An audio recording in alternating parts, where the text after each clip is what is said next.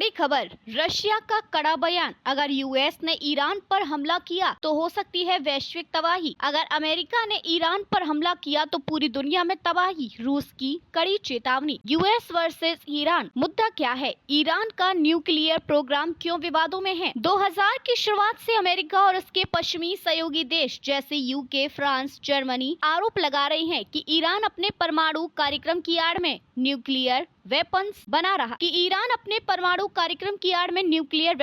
रहा है, जबकि ईरान लगातार कहता है कि उसका programme medical research, electricity generation और अन्य शांतिपूर्ण नागरिक उद्देश्यों के लिए है। 2015 का न्यूक्लियर डील, ये समझौता America, UK, France, Germany, Russia, China और ईरान के बीच हुआ था। ईरान ने यूरेनियम इंक्रीचमेंट पर सीमा लगाने और IAEA को निरीक्षण की अनुमति दी। बदले में ईरान पर लगे आर्थिक प्रतिबंध हटा दिए गए, लेकिन 2018 में डोनाल्ड ट्रंप ने इस डील से अमेरिका को बाहर कर दिया और फिर से मैक्सिमम प्रेशर कैंपेन शुरू कर दिया, यानी कड़े आर्थिक प्रतिबंध और सैन्य दबाव। अभी की स्थिति क्या है? ट्रंप की धमकी, अगर ईरान ने हमारी शर्तों पर समझौता नहीं किया तो हम उसके परमाणु ठिकानों को बम से उड़ा देंगे। इस धमकी के साथ अमेरिका ने मिडिल ईस्ट में सैन्य मौजूदगी बढ़ाई। Diego Garcia base, Indian occasion में यूएस स्ट्रेटेजिक एयरबेस पर B-2 बॉम्बर्स और अन्य युद्धक विमान तैनात कर दिए गए हैं। रशिया का कड़ा रिएक्शन। रूस ने इस पूरे मामले में ईरान का समर्थन करते हुए कहा कि सैन्य हमला पूरी दुनिया के लिए खतरनाक होगा। उन्होंने चेतावनी दी कि अगर न्यूक्लियर इंस्टॉलेशंस पर हमला हुआ तो इससे न सिर्फ